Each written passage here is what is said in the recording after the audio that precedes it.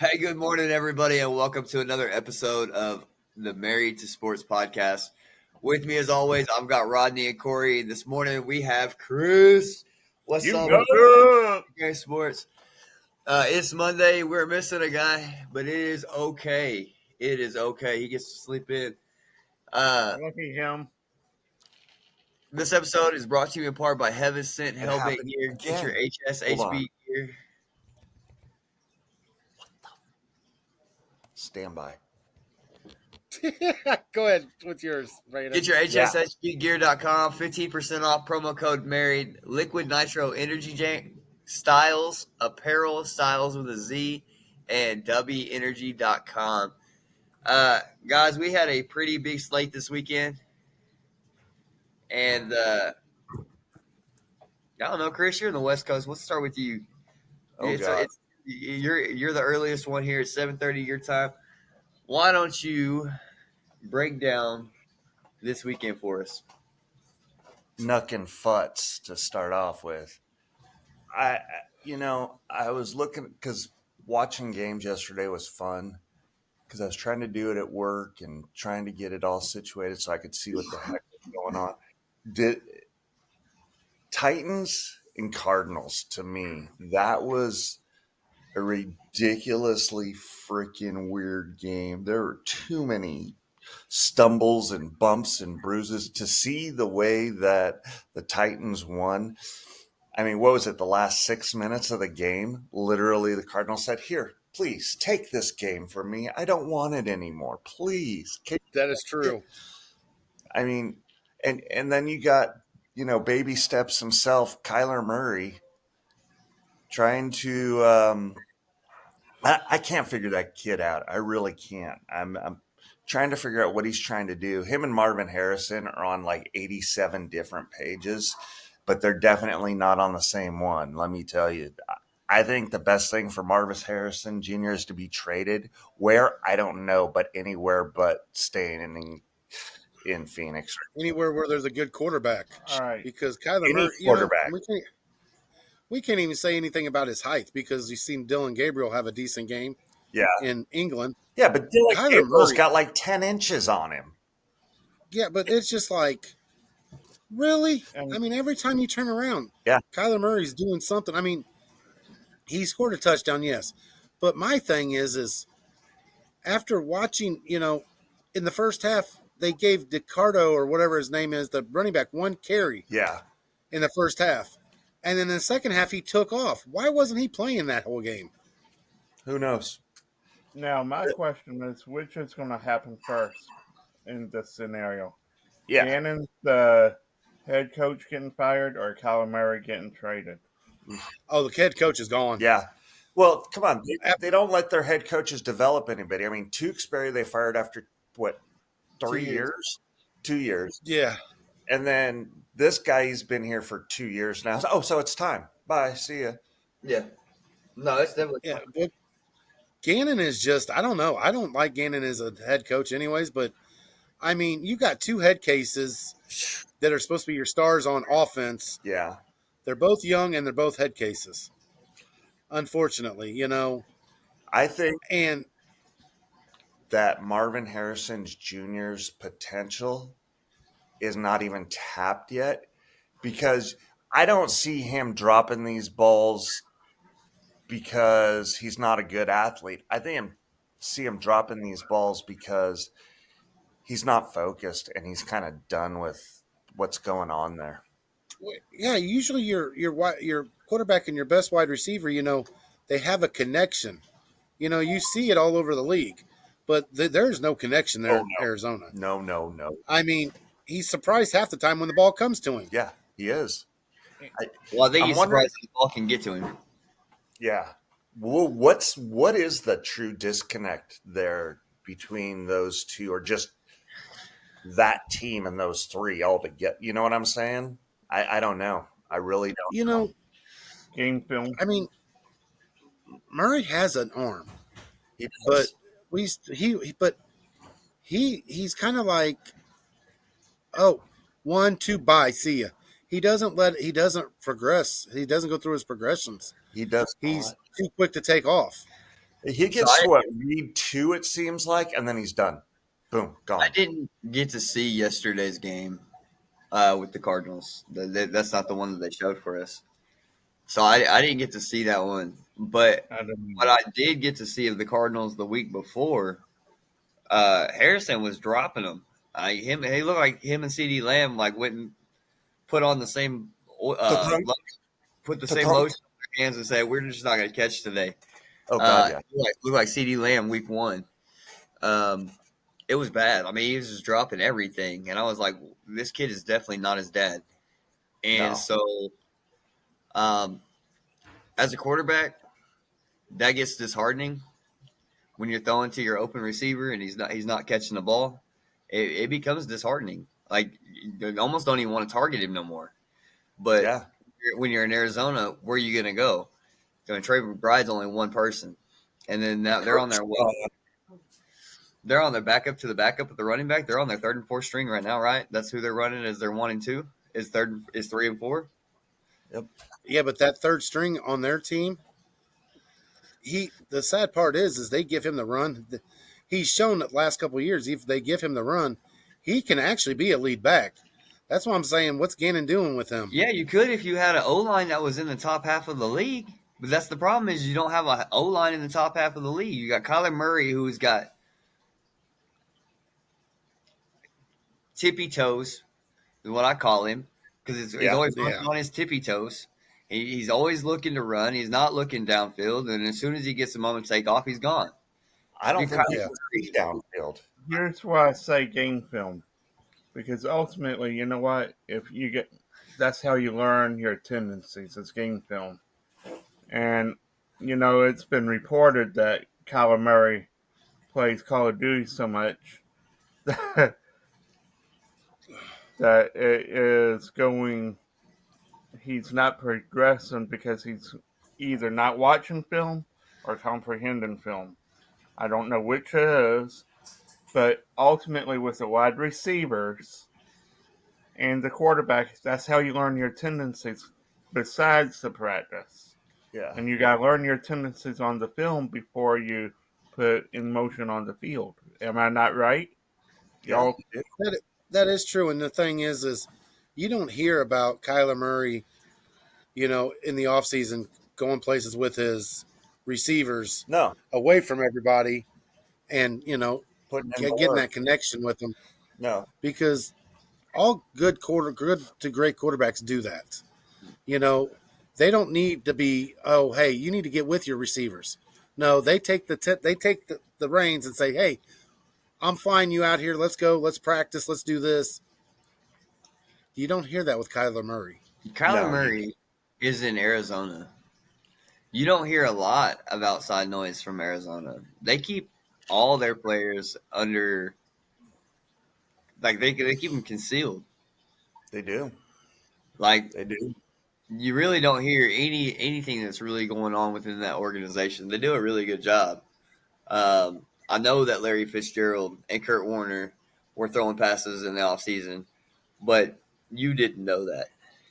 You didn't know how hard Kurt Warner and Larry Fitz were working, even though we saw it and they went on a Super Bowl run. Yeah. That's how the Cardinals have always been. But the question to me is, do you trade Marvin Harrison for A.J. Brown? Ooh. Because here in a minute, maybe not today, maybe not this week, but let the Eagles drop another game they shouldn't drop. And A.J. Brown is going to have a hysterical mishap. He's going to have another tantrum like he did down in Tennessee, and then he'll be gone.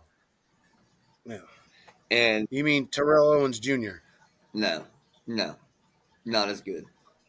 True. Not near as good. Yeah, no. I'm talking about the tantrum wise. Yeah. I love Terrell Owens. Terrell Owens, there we go, spit it out. But dude, god damn, talk about an arrogant prick. I know we were talking about arrogant people earlier. You talk about me, me, me, me, me. I mean, when he went and stood out in the center of the Dallas Star when he was playing with the Niners, I was like, are you kidding me? I was hoping. we I was straight up hoping somebody was going to come up and just clean his clock. And then did. when you Well, a second, We did. yeah, but he didn't hit him hard enough, and I remember Hey, when what that do you hit. mean? he did. No, He no, I barely remember- touched him. Yeah, when he did that, I said we need to cut him now because I was like, somebody needed to clean his clock when he did that. Oh God, yeah. I thought it was going to be And Royal then we Williams. Oh yeah. and then we went and signed him. I know that was funny. I was like, I'm like, What do you mean? I thought we was going to win it that year. The year we I know, but I'm just saying, no. Wait, it's hold just- on. it You just guys shows think you you're the going to difference. win it every year? No, we Well, don't. that's true. I've not said that in a couple of. I've not said that in like 2 years. 2 years ago, I Yeah, said but that. All When right. we went but the 4-5, sad part is I thought we was legit gonna win it. Yeah. All right. you know, at least with Dion, when we signed Dion away from a rival, you know, he hadn't done something like that. And I'm like, Yeah. but I was excited because Romo to Owens, I was like, all right, as long as they can get along, I like that. I mean, I was like, Romo to Owens, that's a connection right there. I'll tell you what amazed me with Romo was he could get you there, but it seemed like the minute he got you there, everybody else just said, "Oh, we're here," and didn't show up.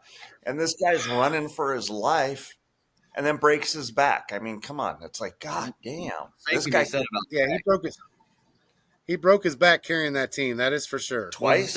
And he does not get enough credit. No, he doesn't. Credit He for does. what? The only thing he could do was extend the play. He wasn't good at anything. But that's all you need. I mean, freaking Ben Roethlisberger, that guy could extend plays. Jesus criminy. I mean, I don't think he was that good of a quarterback, and people might disagree with me, but that guy could freaking extend plays. I You don't know what? what it was. I'm pretty Roethlis- sure Roethlisberger. Roethlisberger was good at one thing besides extending the plays.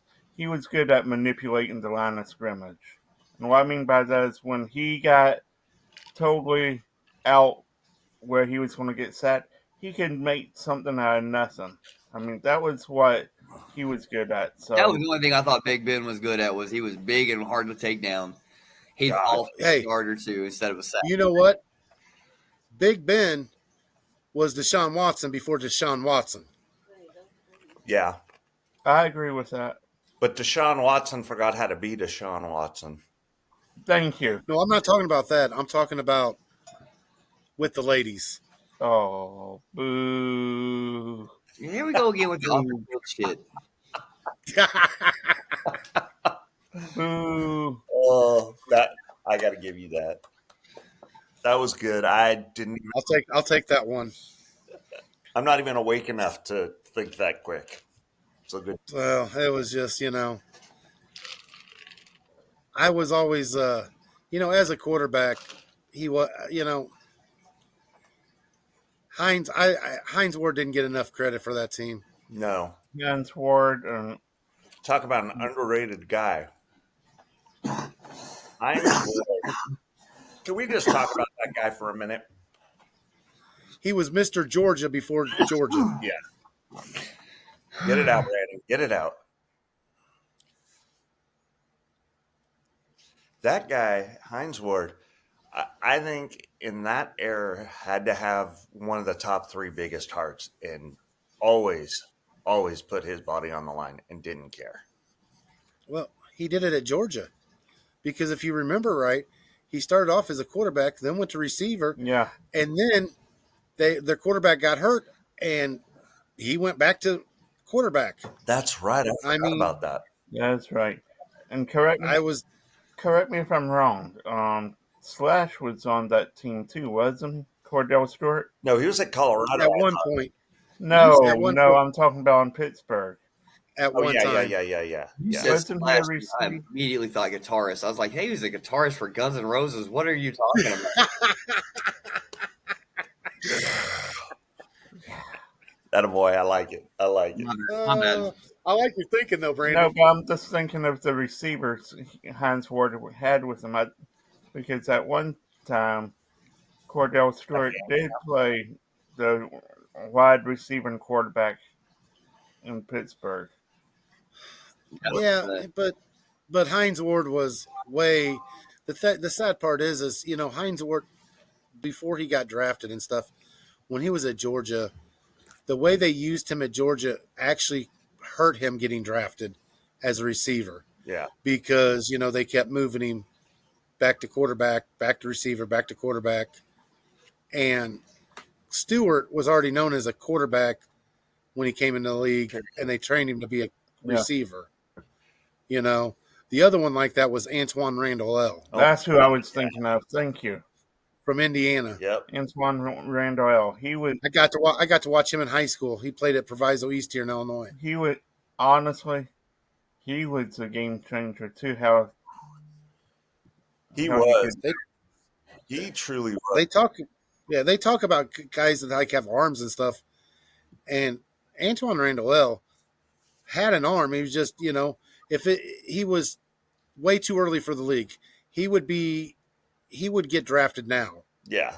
Out of the kind of quarterback he was, but he was only like 5'10" too. Yep. So, all right, I got to change subjects if you guys are good with that. I'm good. Okay, what the heck is going on with the Ravens?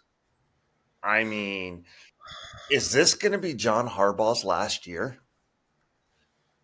it should be. Brandon, there you go. Fire sale. Yeah. Fire sale. Everything must go. I agree. You have a defense that's not coming back. Matabike is gone for the rest of the year. You done. You know what's crazy? This is the craziest thing to me. So I've been talking to some Ravens fans. Okay. They want Zachary Orgon. That's the only motherfucker you should keep. Get rid of the whole 53-man roster.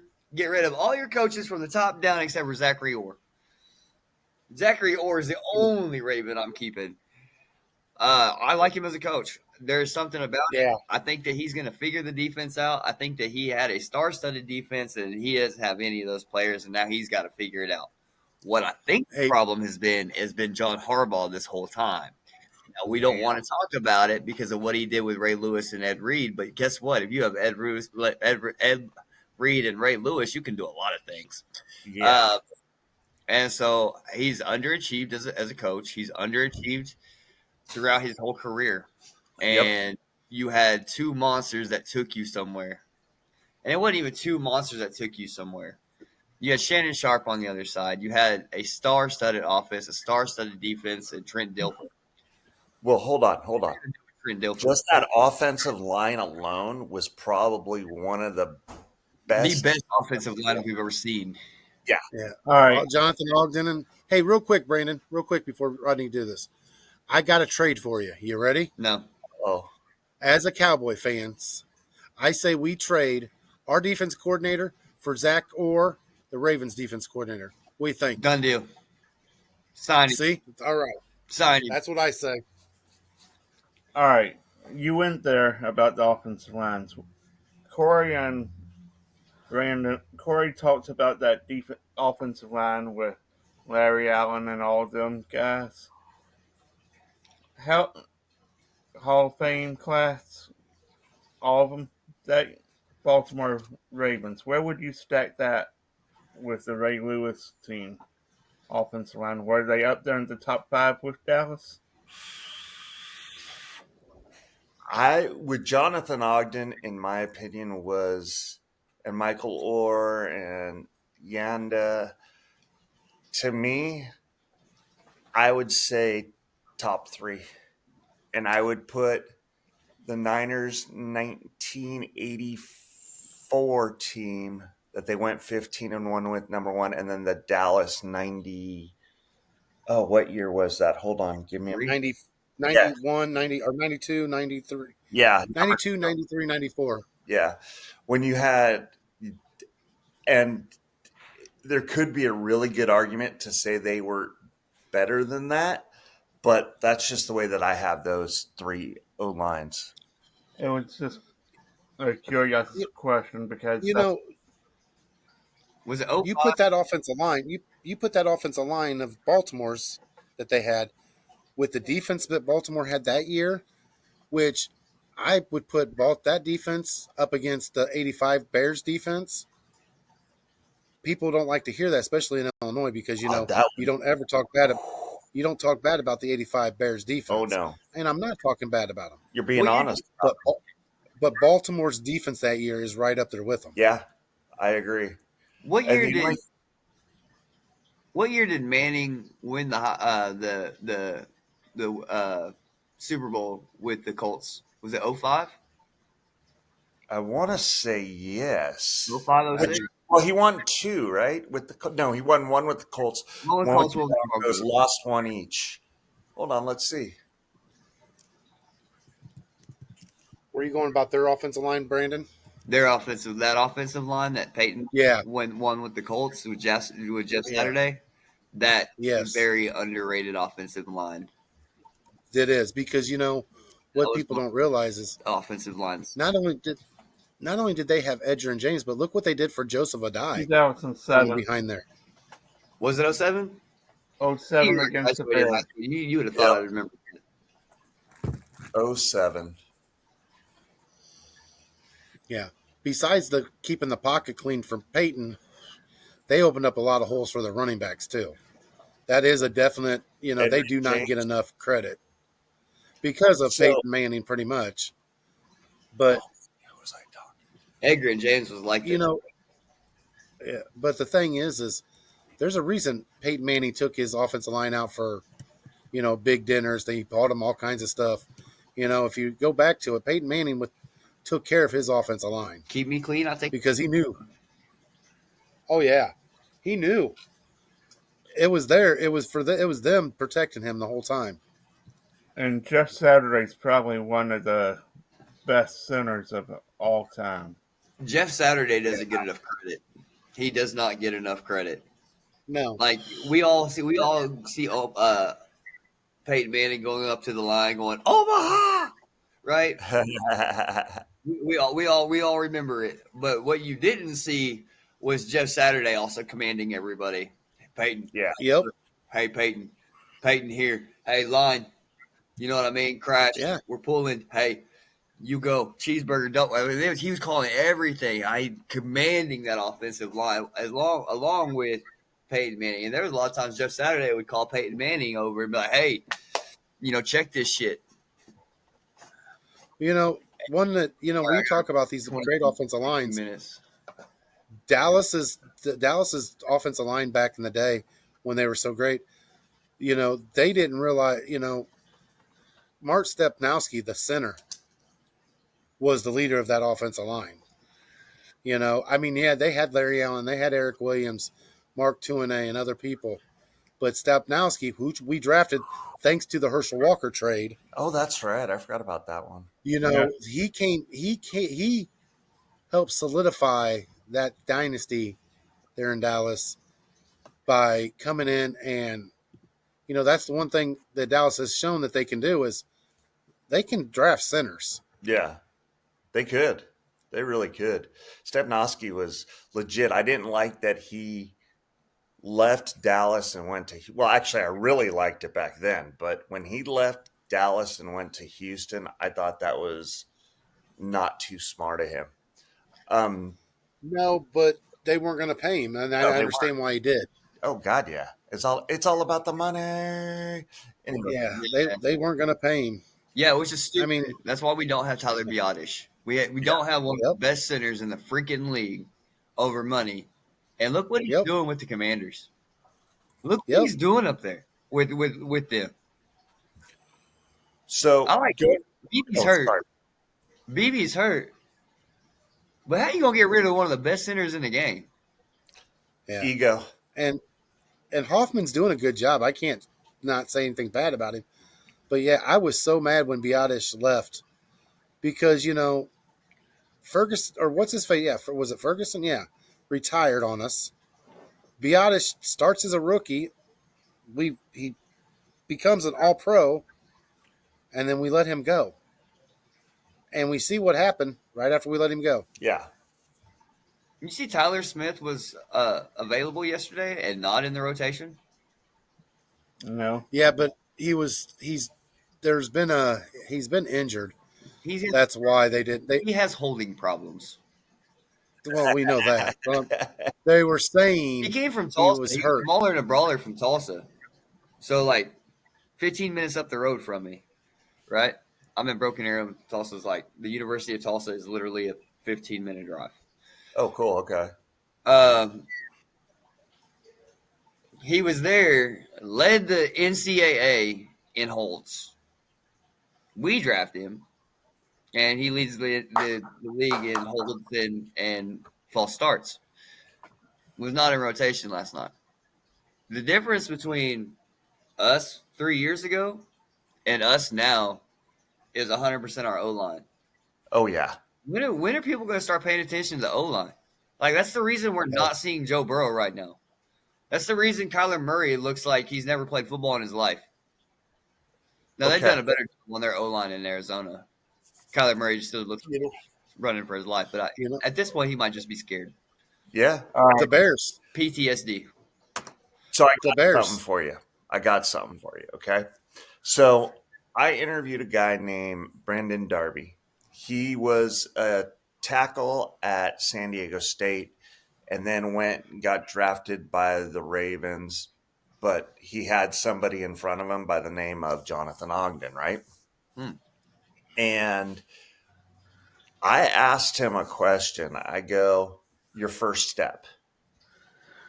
Talk to me about what your first step is. And if you understand what the first step is, if you have a false step as your first step, you're behind. Period. Yep. Case closed. I don't care what anybody says. If you have a positive first step, you're dominant right from the get-go, and then it's your game to lose at that moment in time. Okay? So I asked him about it, and he goes, you know what? Jonathan Ogden would take, and not just say, come on. He would literally grab guys by the pads and go, we're going out. They would go out an hour to a half hour early before every practice, mind you, and work on that first step. That's all that they worked on was boom, boom, that first step. And he said that made him a better tackle, even though he wasn't going to beat Jonathan Ogden out, but that made him a better athlete and a better player. And he goes, I straight up attributed that to why that offensive line was so good. So now you take that to today, right? Watch these offensive linemen's first step. They're freaking horrendous. They've already lost before they've even done anything. And I think the footwork, Jonathan Ogden needs to do a clinic with all these offensive linemen out there, because I'll tell you what, watching the footwork is horrendous. Now it goes back to, remember our conversation in regards to the CBA last week? I'm wondering if that's part of it. I don't know if they're allowed to even go out on the field anymore an hour or a half hour before to put their own work in. You know what I mean? But why would you want to take that away from them? Because you know what? It's your own time. I mean, you protecting your craft, because if you don't do it right, you're losing your job. You know that, and I know that. But they're thinking, I think the owners are thinking investment. We don't want them to accidentally hurt themselves. I don't know. Yeah. I don't know. I mean, I think that's exactly what it is. I think it's protecting your investment. But to touch on what you said, I do that with my running backs. I work on the first step, and my running backs hate it. They absolutely hate it. They do. And I get it. It's boring. Why do you want to take a one step? And we do a one step, and then we do a two step, and then we do a three step. Yeah. And because exactly what you said, and we don't zone block. We are straight up in your mouth. We're going to bring it to you, and we're going to move you. Right. Straight brute. So it is a race to the hole and a race to the pylon. Yeah. But that race to the hole, if you take the wrong step, you're already beat. You're already 5 yards behind. What do you mean? You know what I mean? These guys are already on the line of scrimmage, so that you got a 5 yard. They got a 5 yard head start on you. You got to beat them there, then you got to beat them to the end. That first step is hella important. It is. Running backs hate it. They hate it.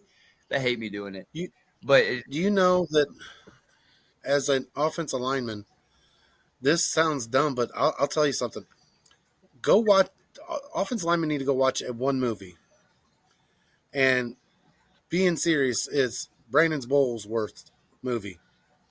Greater. Because if you watch it, if you go, it's great. It's called Greater. It's about Brandon Bolesworth, University of Arkansas.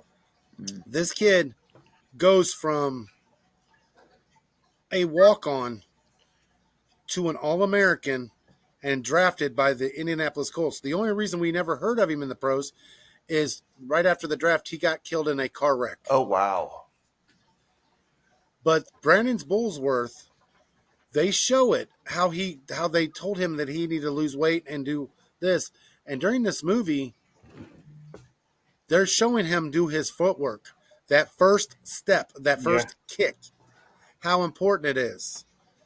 And, as an offensive lineman, that is that first step, that first kick,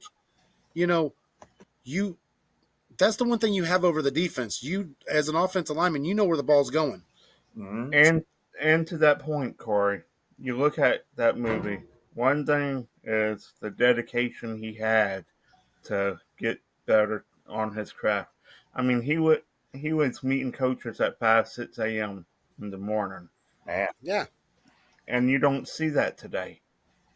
No, and you don't hear that today. But the problem is the media is not covering that. Yeah, They're that's not, true.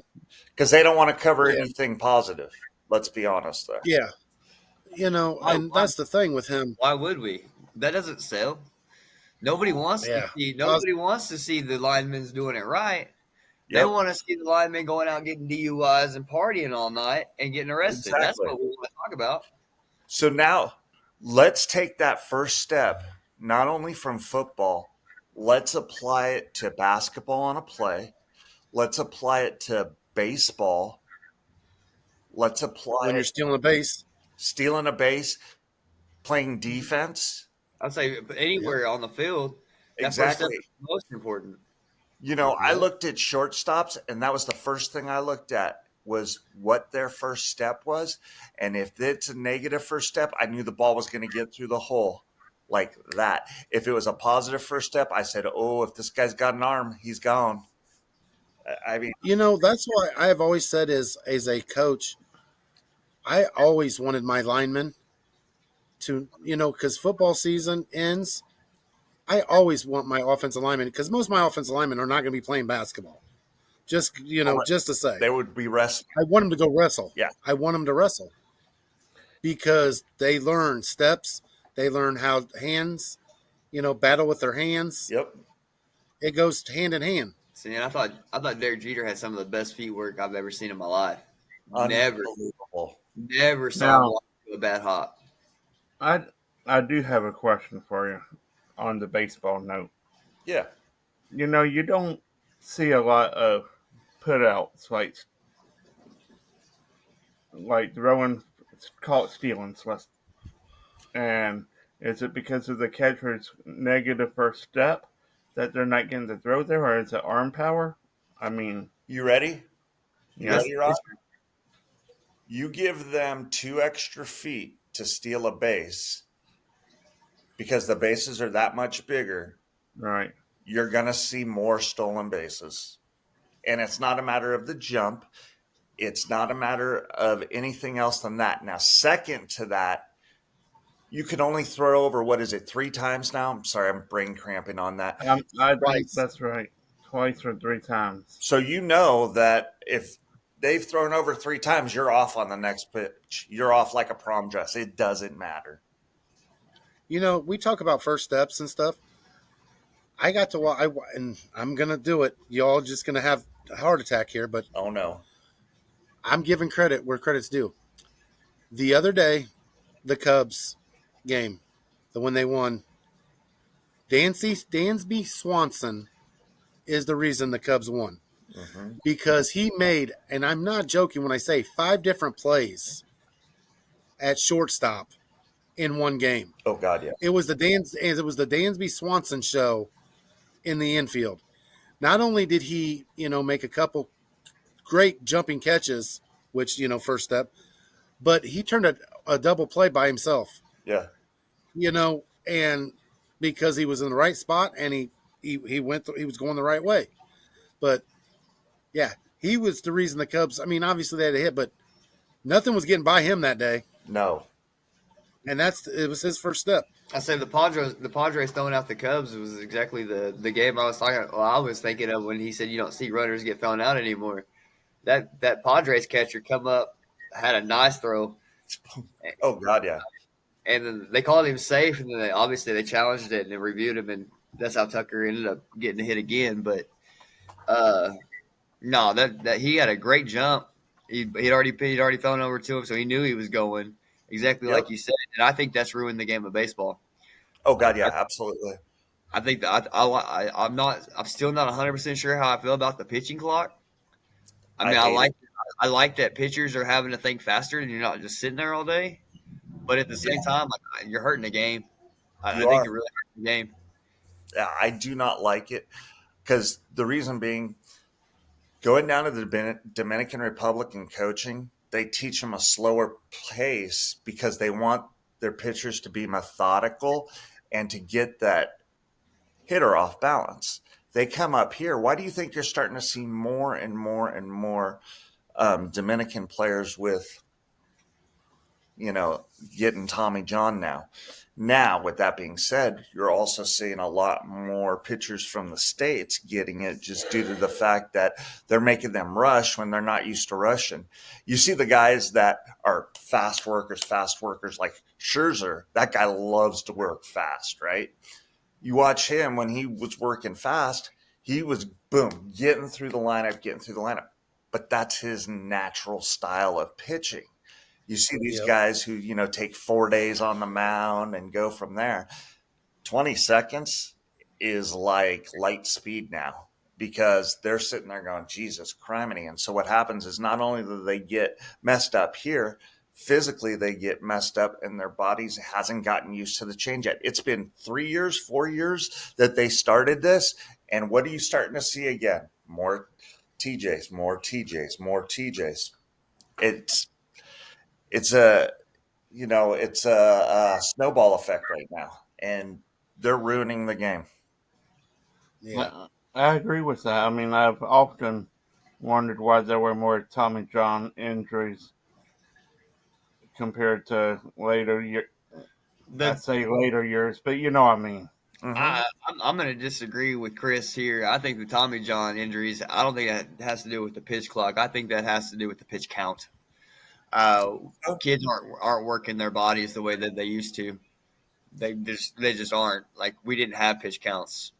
Like, you pitched until you got over 100, and then we get to 113, 120, we're talking about it.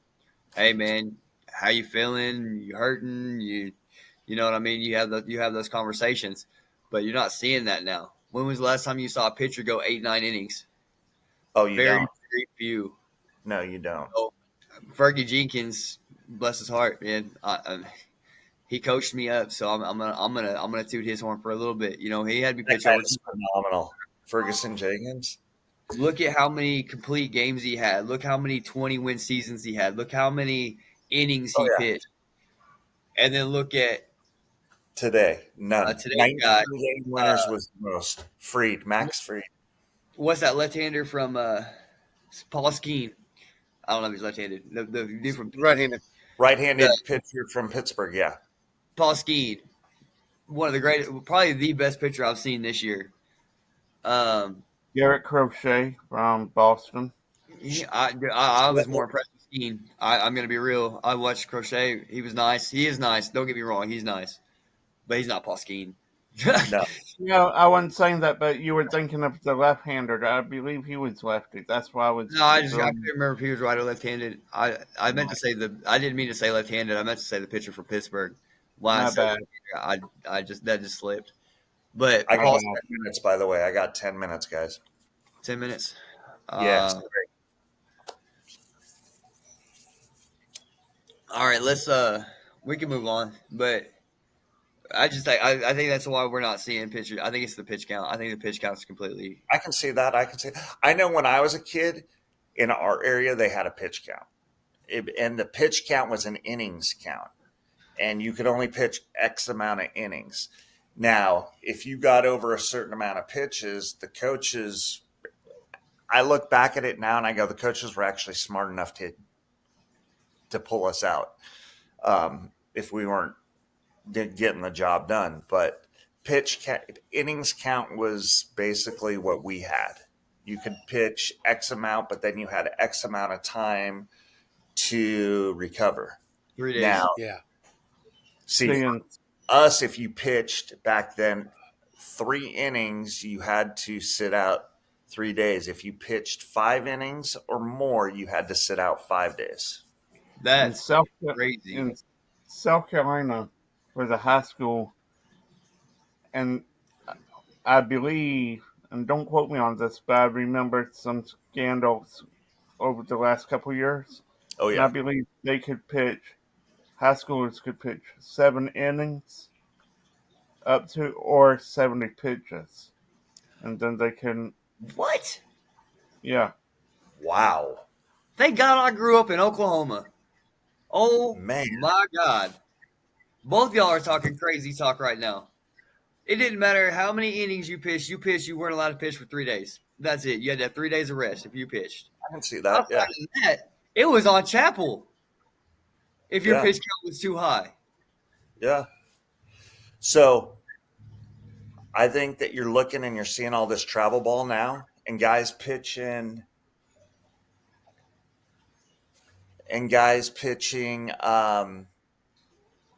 what, 200, 300 pitches in a weekend. I mean, come on, that's ridiculous.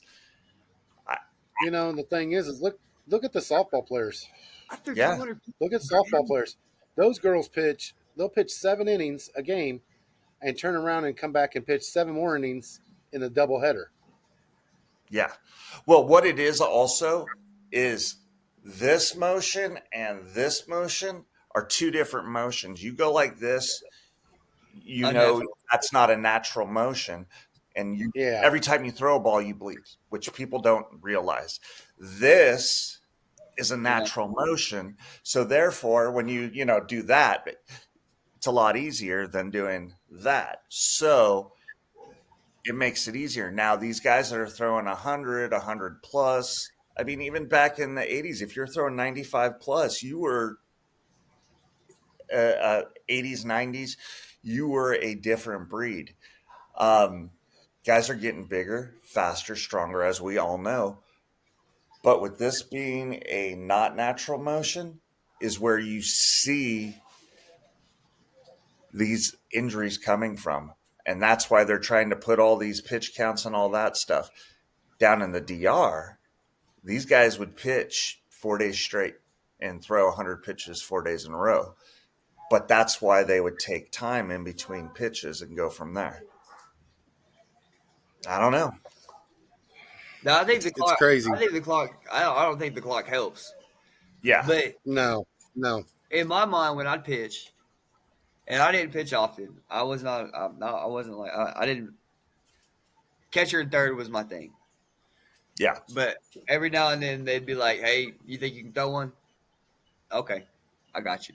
You know what I mean? All right. When I'm wrong. I would get on the mound, I knew what my pitch was. Based on Yeah. that result, I had 2 pitches in mind. I knew where I was going every time. I didn't. That clock would not affect me at all because I was No. fast. Yeah. Because So I was already I. knew first pitch. This is a strike. I'm going here. First pitch. If this is a ball, I'm going here. Yep. Well, Like I when I was already a pitch, 2 pitches ahead. when I was calling pitches for my pitchers as a catcher, if my coach wasn't fast enough, I was able to get my pitcher to work faster because I would just start calling the pitches. And with getting my pitcher to work faster, he worked more efficiently, which made him get more in the zone. But I also had 2 pitchers that liked to work faster that way. So it worked out good. But we had a third pitcher, and this guy was 4 days to throw a pitch in between. And he always got raked. It was funny. All right. I want to correct myself here. Here we go. I'm wrong. I'm right, but I'm wrong at the same time. The sub varsity, like the JV level, Mm-hmm. was 75 pitches, and the varsity is 110. And then if you throw 0 to 30 pitches, you you don't have to take a day of rest. But 31 through 45 gets you 1 day. 46 through 60 gets you 2 day. 61 to 75 is a mandatory 3 day. Man. That's how. I mean, I don't remember the Coach Chappell. If you pitched, you were going past 3 innings, and you were guaranteed to sit out 3 days. You had to sit out. Outside of that, I think the 111. I mean, that makes sense. You really shouldn't be that high in your pitch count. Like Yeah. they're really working you, and you probably should get pulled sooner. You, Uh, you know what I see also, Brandon, in high school and even in college sometimes I think the reason we don't see as many Tommy John injuries also is look at it when you've got the sit outs and stuff, but as kids and stuff, if you pitch, well, then guess what? You have somebody come in, you go to a position on the field. in high school, You stay warm. maybe. You're still throwing the ball, but once you get to the pros, the pitchers just have one job that besides Otani, obviously. So, quick question. How many of you guys coaching would have your players run after they pitch? I mean, literally either right after a game or right after a pen. I know the purpose behind it. I wouldn't. Yeah, I never did either. I never had them running. Okay. Now I know that it's about the acids and everything. And they're supposed to, but just like you warm up, you're supposed to cool down. Mm-hmm. yeah, and that's what I would do is if I would call a pitcher out, depending on how long they pitched, if they didn't go to a fielding position, say they just came out, then we always had the ice bag to put on their shoulder just to, and then after the game, of course, I mean, if they went from pitching to say short or something, when the game was over, have them ice. I would never have them running. So, after a game, I would have my pitchers and catchers run for 10 minutes. That was it. 10 minutes. And here's why. The recovery is actually a little bit quicker. The reason being is you need the blood to perfuse those muscles to get them moving in a positive way. Because if the blood isn't getting out to the extremities, right, then it takes a little bit longer for them to recover. So therefore, I would have them run, and if they felt like icing, I would have them ice after that. If they didn't feel like icing, I knew that they were going to be able to recover because, come on, they're kids. They're not going to pay attention. They're not going to, oh, I don't need to ice them out of here. But I noticed with my pitchers, when I first started doing this, they'd be a little bit better in their next start, and then be a little bit better in their next start or the next time they pitch. My catchers, their lower halves got a lot stronger. Because, I mean, they're naturally in the squat anyway, but they got a lot better. Their stamina was a lot better behind the plate, and they could move a little bit quicker. And they actually got a little faster run, which was good. So just food for thought, that's all. Hey, I know Chris is going to be pressed for time. Can we move on to the picks for tonight for Chris? Yeah, and then we actually he's got to let this upload, so we actually need to go ahead and we need to get on the picks and then call it. Okay, sounds All good. right. Thanks, guys. Sorry about that. We knew we So, were Chris- working with a limited schedule today. This is what it's like dealing with somebody from San Francisco. All right, so Cisco. just for the sake of argument tonight, which we will not be on TikTok tonight, we are going to be live on YouTube. Chris, you're going to be there, right? Yeah, I'm gonna be there. Okay. Just for the sake of argument on the show, and for tonight's episode, I have the addition of Liam Cohen being huge. Jacksonville upsets at home. Yep. I And got I have KC covering the 3.5 and winning. I got Jacksonville. Duval. Duval. Let's go. And what does the San Francisco kid have? Jacksonville, baby. Let's go. Let's go, Jags. I got Trevor Lawrence. I picked him up. Both my quarterbacks were down or had a buy-in down. Picked up Trevor Lawrence in the queue. I don't know why and how, but I got him. So let's go, Duval. How many points has he been scoring? You know what? I'm not sure. I am not sure. I had to pick up Matthew Stafford, and it ended up being It ended up being good for me the last 2 weeks. Nice. Hey, Brandon, you know who I got? Later on how many he picked up because I do got to go, guys. All right. Well, guys, we appreciate it, and we will catch y'all next time. Peace. Peace. Peace. Peace. Thank you, guys. Appreciate you. Like Stay right there. Stay there.